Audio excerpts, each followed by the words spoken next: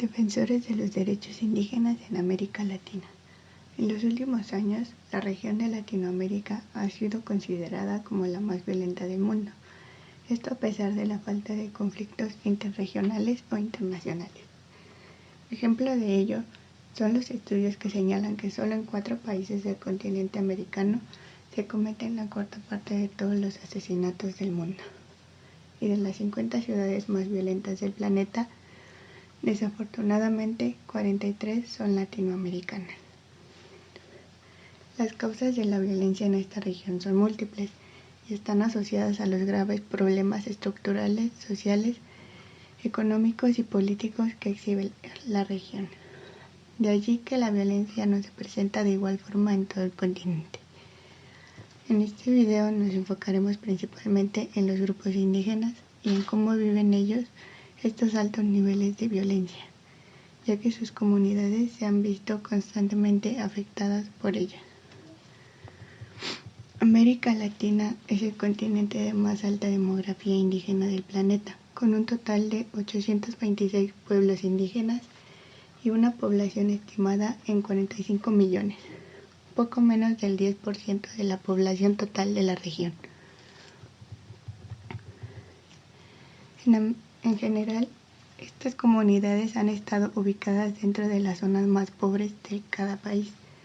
Sumado a esto, las transformaciones económicas y sociales de las últimas décadas y los procesos de globalización han agravado las brechas con otros sectores sociales, lo que provoca que estos grupos sean objeto de múltiples formas de discriminación económica, social y cultural, así como la violación de sus derechos colectivos, tales como la libre determinación, la autonomía y la participación política, reconocidos en los estándares internacionales.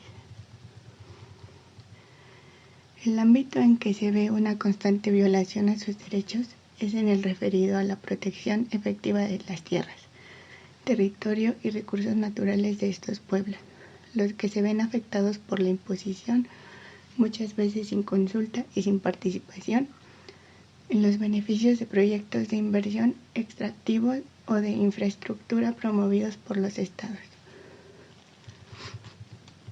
Un reciente estudio realizado por Global Witness ha señalado que América Latina, una vez más, se ubica como la región con mayor número de ambientalistas asesinados en el mundo. Los crímenes a los defensores de la tierra en el continente sumaron 83 durante el 2018.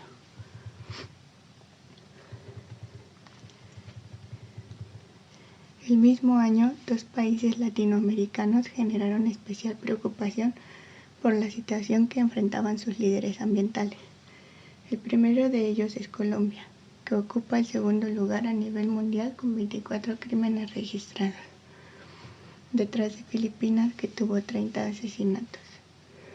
Según este reporte, los conflictos por la tierra y la minería aurífera en el Cauca, ubicado en el suroccidente de Colombia, se han intensificado en los últimos años debido al ingreso de paramilitares y bandas criminales a territorios que, antes de la firma del acuerdo de paz, eran ocupados por las Fuerzas Armadas Revolucionarias de Colombia. Guatemala es otro de los países latinoamericanos que ha despertado las alertas, porque la cantidad de asesinatos por cuestiones ambientales se quintuplicó el último año en relación con el anterior. Los crímenes aumentaron de 3 en 2017 a 16 en el año 2018. En relación también figura Brasil con 20 víctimas, México con 14, Honduras con 4, Venezuela con 3 y Chile con 2 personas asesinadas por temas ambientales. Por primera vez Brasil dejó el primer lugar en la lista desde que Global Witness comenzó a documentar estos hechos en el 2012. Según el reporte, la disminución tiene relación con un descenso general en las tasas de homicidios en el país. En Brasil, los principales problemas de disputas son causados por la tierra y la agricultura, y son estos los que cobran más víctimas. Un ejemplo de ello es el estado de Pará, ubicado al norte del país, en donde 8 personas perdieron la vida por estas causas en el año 2018. En México, el activismo por proteger la tierra y el medio ambiente se ha vuelto cada vez más peligroso. Solamente en el 2018 fueron asesinadas 14 personas, una persona menos que en el año anterior. La Comisión Interamericana de Derechos Humanos, CIDH, es un órgano especializado y autónomo de la Organización de los Estados Americanos. Ella ha condenado reiteradamente los asesinatos de defensores de derechos humanos, defensores de los derechos a la tierra y a los recursos naturales, y a las personas defensoras indígenas y afrodescendientes en la región. Se ha logrado vincular las fuerzas del orden de los países con 40 de los 164 asesinatos, además de los sicarios, las bandas criminales y los terratenientes, que también aparecen como presuntos agresores en 40 de estas muertes. Esto quiere decir que las reivindicaciones indígenas y campesinas no solo no son atendidas, sino que en muchos casos las autoridades las consideran como hechos delictivos. La situación actual a la que se enfrentan los pueblos indígenas en América Latina solo puede ser comprendida como un resultado histórico. Según una investigación de la CEPAL, el proceso comenzó con la llegada de los europeos hace más de 5 siglos, mediante el cual se les despojó de los territorios que habitaban, de sus espacios de reproducción social y cultural, y también de su propia cultura, cosmovisiones y modos de vinculación con la naturaleza. Esta interrupción significó la pérdida de la territorialidad política de los pueblos indígenas del continente, de la soberanía sobre sus territorios, e inauguró un ciclo de extensa duración histórica.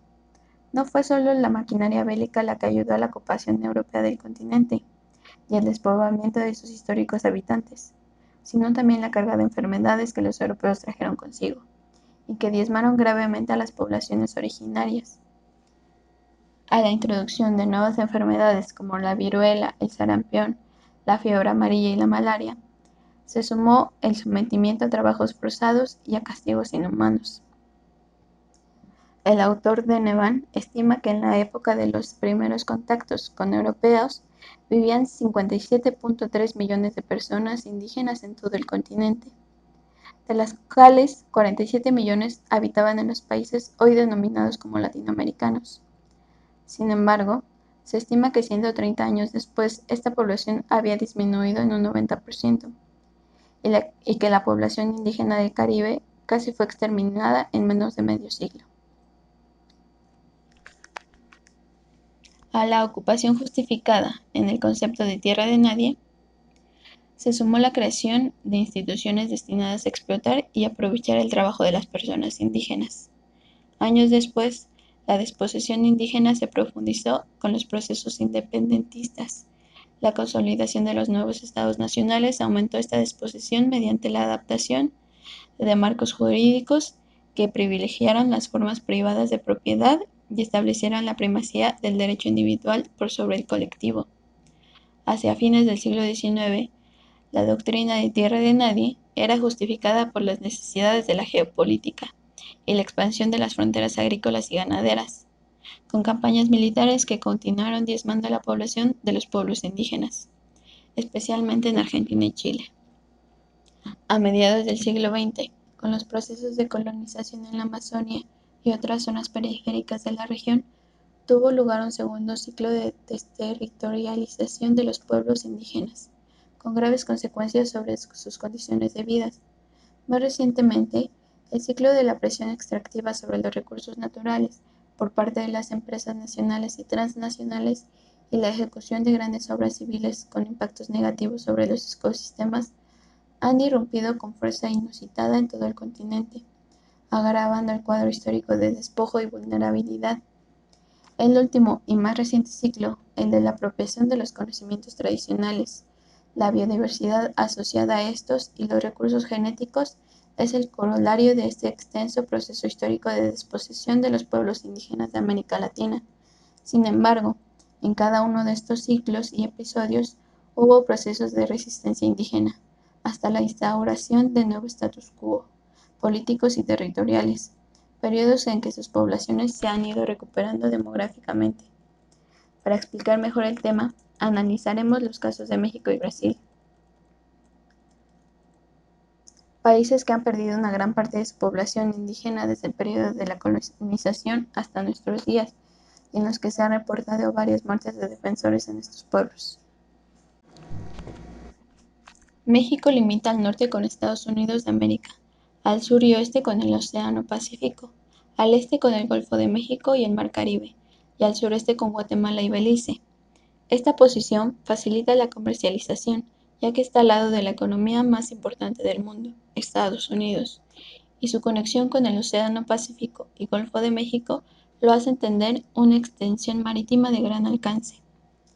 La superficie del país es de 1.953.128 kilómetros y la superficie de sus islas es de 5.073 kilómetros, sumando así aproximadamente 2 millones de kilómetros cuadrados de territorio nacional.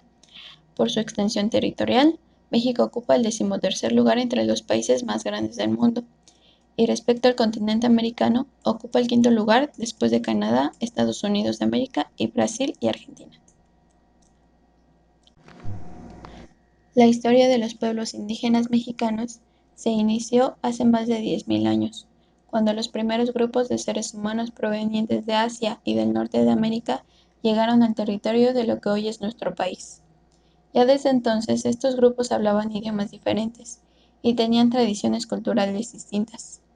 Al distribuirse en los diversos ecosistemas que existían en México, las diferencias entre estos grupos crecieron, pues cada uno adaptó su forma de vida y su cultura a sus particulares condiciones medioambientales. Los españoles llegaron a lo que hoy es México en 1517 y en los siguientes 50 años conquistaron la mayor parte de Mesoamérica, cambiando radicalmente la vida de los pueblos indígenas de esa zona cultural. Sin embargo, el impacto de la conquista fue diferente en cada región y para cada pueblo. En el centro de México, la conquista militar española fue muy rápida, porque muchos pueblos indígenas se aliaron con los recién llegados para ayudarlos a derrotar a los aztecas o mexicas, a quienes consideraban sus peores enemigos. Posteriormente, estos pueblos, más los vencidos mexicas, ayudaron a los españoles a extender su dominio a otras regiones de Mesoamérica. La consecuencia más devastadora de la conquista española fueron, como ya vimos, las epidemias que llegaron con ellos. Grupos enteros desaparecieron a causa de estas enfermedades. Por otro lado, el régimen colonial establecido por los españoles modificó muchos aspectos de la vida de los pueblos. En primer lugar, los españoles fueron los primeros en llamar indios a los habitantes de esa tierra y en agrupar a todos bajo esta categoría, pese a las grandes diferencias que existían entre ellos. La categoría de indio implicó desde su origen una relación de inferioridad y dominio, y a todo lo largo del periodo colonial todos fueron tratados de esa manera. De hecho, muchos de los prejuicios racistas que existen hoy en día en contra de los indígenas se originan de esta concepción colonial de los indios. Durante el transcurso de los siglos han sido tantos los cambios en la vida social, económica, política y cultural de los pueblos indígenas que se puede afirmar que ser indígena mexicano a principios del siglo XXI es muy diferente a lo que era serlo hace medio siglo. Para empezar, la forma de vida tradicional de la mayoría de las comunidades indígenas y de muchas comunidades campesinas no indígenas, centrada en la agricultura de autosubsistencia, ha entrado en una profunda crisis. Las cosechas no son suficientes, la tierra se agota, los precios comerciales del maíz son tan bajos que no es negocio cultivarlo, por lo que un número creciente de indígenas ha tenido que dedicarse a otras actividades. Por otro lado, hemos visto que en las últimas décadas se han acentuado en las comunidades las contradicciones entre grupos con mayor y menor poder, entre los que tienen acceso a las mejores tierras y a los que no, entre los que participan y se benefician de los sistemas de cargos y los que están excluidos o son explotados, entre los que han tenido una mejor educación y los que no, entre jóvenes y viejos, entre hombres y mujeres. Estas contradicciones han provocado conflictos políticos y a veces violencia, y han llevado a los grupos descontentos a cuestionar e incluso rechazar los usos y costumbres, las estructuras de poder y las formas de identidad de sus comunidades. Las mujeres, los protestantes, los emigrantes que han fundado nuevas comunidades, los expulsados, buscan nuevas formas culturales y comienzan a definir nuevas identidades, sin por ello abandonar su identidad étnica, como miches o huicholes, como otomíes, tepehuas, etc. Igualmente, muchas comunidades se ven cada vez más expuestas a la intervención e influencia de fuerzas externas, para bien y para mal. Regiones como la Sierra Tarahumara de Chihuahua y la montaña de Guerrero, donde viven náhuatl, chatinos, ambuscos y mixtecos, han sido invadidas por el narcotráfico, que recluta en muchos casos por la fuerza a los indígenas, o los orilla a refugiarse en zonas cada vez más agrestes y aisladas para escapar de la violencia. Los taladores ilegales también amenazan la tranquilidad de muchas comunidades, además de destruir su medio ambiente. Hablando precisamente del narcotráfico, creemos que es un punto muy relevante para entender el funcionamiento de los sistemas de los pueblos indígenas en la actualidad, ya que los carteles del narcotráfico han emprendido una guerra directa contra las comunidades originarias, sobre todo aquellas en las que se encuentra resistencia organizada, como la del Congreso Nacional Indígena, el Cártel de Sinaloa, el de Jalisco Nueva Generación, el del Golfo y otras expresiones de la delincuencia organizada encabezan las agresiones contra las comunidades del CNI. En toda la geografía nacional les disputan territorios ricos en minerales y maderas preciosas, que también pretenden usar como lugares de siembra, producción y trasiego de drogas, y como rutas para el contrabando de personas y armas. La acción de la delincuencia organizada en los territorios indígenas no es un fenómeno aislado, se enmarca dentro de una política de despojo contra los pueblos originarios, puesta en marcha desde hace ya varios lustros. Que sean los narcotraficantes los que ataquen a las comunidades obedece a dos razones principales.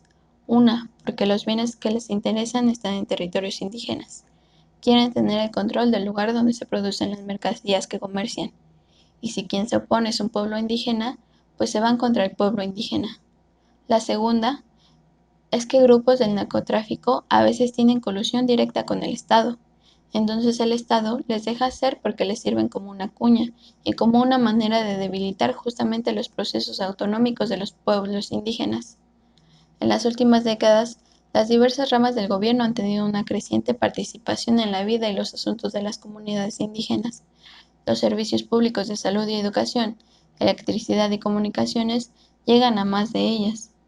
El Instituto Nacional Indigenista, ahora Comisión Nacional para el Desarrollo de los Pueblos Indígenas, ha establecido centros regionales en zonas donde anteriormente no llegaba. Estas acciones de gobierno han acarreado beneficios a los indígenas y la asistencia social ha aumentado, en cierta medida, los efectos negativos de la crisis de la economía de subsistencia. Sin embargo, también han traído una mayor injerencia del gobierno en la vida interna de las comunidades. El gobierno mexicano también ha respondido a estos ejemplos e influencias extranjeras, que lo han sensibilizado al valor de la pluralidad cultural y lo han presionado para que respete los derechos de los pueblos indígenas. En este sentido, la Organización de las Naciones Unidas y otros organismos internacionales han jugado un papel muy importante al vigilar de cerca la situación de los pueblos indígenas mexicanos y señalar los abusos cometidos contra ellos. En suma, los cambios en la vida, la cultura y la identidad de los indígenas, como los que han experimentado el resto de los mexicanos, abarcan desde lo personal y familiar hasta lo comunitario, regional, nacional y mundial. Brasil es el quinto país más grande del mundo y el más grande de América del Sur.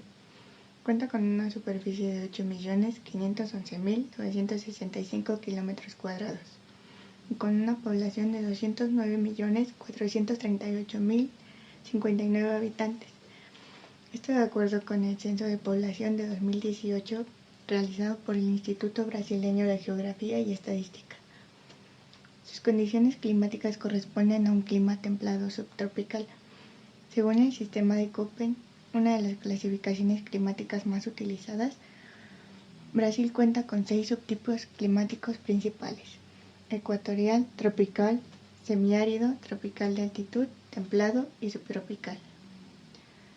Gracias a las condiciones topográficas y climáticas que posee, su territorio cuenta con recursos naturales abundantes y variados. Entre los recursos minerales que se pueden encontrar en su territorio están el cuarzo, diamante, cromo, grafito, titanio, cobre, oro, bauxita, zinc y mercurio, entre otros. La vegetación en Brasil es muy diversa, particularmente en el Amazonas. Aunque solo un 7% del área total está cultivada, el patrimonio natural de Brasil está seriamente amenazado por la agricultura. Otras amenazas son la ganadería, la explotación forestal, la minería, el reasentamiento, la extracción de petróleo y gas natural, la sobrepesca, el comercio de especies salvajes, las presas e infraestructura, la contaminación del agua, el cambio climático, los incendios y las especies invasoras. De acuerdo con Survival, una de las organizaciones defensoras de los pueblos indígenas, la historia de los pueblos indígenas de Brasil ha estado marcada por la brutalidad, la esclavitud, la violencia, la enfermedad y el genocidio desde su colonización por parte de los portugueses en el año 1500 y posteriormente por los franceses, españoles, ingleses y holandeses. Cuando los primeros colonizadores europeos llegaron en el año 1500, lo que ahora es Brasil lo habitaban unos 11 millones de indígenas de alrededor de 2.000 tribus diferentes. Durante el primer siglo de contacto, el 90% resultó aniquilado, principalmente a causa de las enfermedades portadas por los colonizadores, como la gripe, el sarampión o la varicela. En los siglos siguientes, miles más murieron esclavizados en las plantaciones de caña de azúcar y caucho. Los conquistadores despojaron a los nativos de sus terrenos, los expulsaron y masacraron, los utilizaron como esclavos y cuando su número disminuyó, trajeron esclavos de África. Las crueldades contra los aborígenes continúan hasta nuestros días y varias de ellas se dieron a conocer con la revelación del informe Figueiredo, que describe los crímenes registrados contra los nativos de Brasil en las décadas de los 40, 50 y 60 del siglo XX. Este informe generó una ola de indignación internacional al revelar los crímenes contra la población indígena de Brasil a manos de poderosos terratenientes y el propio Servicio de Protección Indígena del gobierno. El informe llevó 2 años más tarde a la fundación de la Organización de Derechos Indígenas Survival International. Entre los atroces ejemplos recogidos en el informe se describía la masacre del Paralelo 11, en la que se arrojó dinamita desde un pequeño avión sobre una comunidad de indígenas cinta larga. 30 indígenas murieron y los que quedaron fueron asesinados al intentar escapar. Desafortunadamente, solo 2 lograron salvarse. La empresa Arruda Junqueira, dedicada a la extracción de caucho, fue la causante de este exterminio, pues se pretendía eliminar a los aborígenes que se oponían a las actividades con el caucho. Como resultado del informe, Brasil inició una investigación judicial en la que 134 funcionarios fueron acusados de más de 1.000 crímenes. 38 de ellos fueron despedidos, pero ninguno fue a la cárcel por las atrocidades. El Servicio de Protección Indígena fue posteriormente desmantelado y reemplazado por FUNAI, la Fundación Nacional del Indio de Brasil. Sin embargo, a pesar de que los tractos de tierra indígena han sido desde entonces demarcados y protegidos, los pueblos indígenas de Brasil continúan luchando frente a la invasión y la destrucción de sus tierras por los madereros, ganaderos y colonos ilegales y la pérdida de tierras debido al agresivo programa de crecimiento del gobierno, que planea construir decenas de grandes presas hidroeléctricas y abrir sus territorios a la minería a gran escala. A pesar de los cambios, los tormentos para los nativos no concluyen, pues se registran aún en pleno siglo XXI crímenes y asesinatos de líderes indígenas por el mismo motivo de antaño, la tierra. Las acciones de los gobiernos de Lula da Silva en 2003 a 2010 y de Dilma Rousseff permitieron avanzar en la demarcación y entrega de terrenos pertenecientes a los aborígenes. pero la impunidad reinante en el campo facilita que sigan actuando los pistoleros que son absueltos por la justicia de la clase oligárquica. Brasil es el hogar del mayor número de pueblos indígenas no contactados de todo el planeta. Actualmente en Brasil viven alrededor de 305 tribus que equivalen al 0.4% de la población brasileña. El gobierno ha reconocido 690 territorios para sus habitantes indígenas, que abarcan aproximadamente el 13% de la superficie del país. El 98.5% de esos territorios se ubica en la Amazonia. A pesar de que se les han reconocido esos territorios, las tribus solo ocupan el 1% del total del territorio reservado para los indígenas en el país. En la actualidad, Brasil sigue forjando agresivos planes para desarrollar e industrializar la Amazonia. Incluso los territorios más remotos se encuentran ahora en peligro. Varios complejos de presas hidroeléctricas están siendo construidas cerca de grupos de indígenas aislados. También privarán a miles de otros indígenas de su tierra, agua y modos de vida. Estos complejos de presas proporcionarán energía barata a las empresas mineras que prevén sacar adelante planes mineros a gran escala en territorios indígenas si el Congreso aprueba un proyecto de ley por el que se está presionando con fuerza el lobby minero. Actualmente existen unas 200 organizaciones indígenas que lideran la batalla por la defensa de los derechos que tanto les ha costado obtener. Y cientos de indígenas han salido a las calles de Brasil para protestar contra los planes del gobierno de debilitar sus derechos. A pesar de los logros obtenidos con las manifestaciones, continúa existiendo un racismo endémico hacia los indígenas en Brasil. Ante la ley todavía son considerados menores de edad. Esto quiere decir que no se les otorgan los mismos derechos que a la demás población. El objetivo más importante para los pueblos indígenas y tribales de Brasil es el control sobre sus territorios. Brasil es uno de los dos únicos países de América del Sur que no reconoce el derecho territorial indígena. Como logramos analizar en los casos presentados, los pueblos indígenas desde su construcción como sociedad han estado repletos de conflictos, ya sea por la búsqueda de territorios, recursos, tanto para sobrevivir o aumentar su poder. Igualmente, pudimos notar que la estructura de su sistema busca siempre un poder central, que sea el que rige sobre los pequeños subsistemas que a su vez quedan relegados, apartados de toda decisión que se tome en el gran sistema, pero no es así en cuestión de trabajo, mano de obra, etc., ya que al ser habitantes de las zonas donde se encuentran los recursos más valiosos, estas pequeñas sociedades son quienes se encargan de proveer todas estas cuestiones y así aumentan el poderío del central. A pesar de los acontecimientos o coyunturas ocurridos a lo largo de la historia, tales como la colonización, que ha sido una reconstrucción total del sistema que existía, observamos que al final la tendencia es siempre la misma. Los españoles sustituyeron a los anteriores poseedores del poder central y a las minorías indígenas las doblegaron, sometieron y obligaron a trabajar exclusivamente para su beneficio. Con la llegada de la globalización, lamentablemente la tendencia no cambió.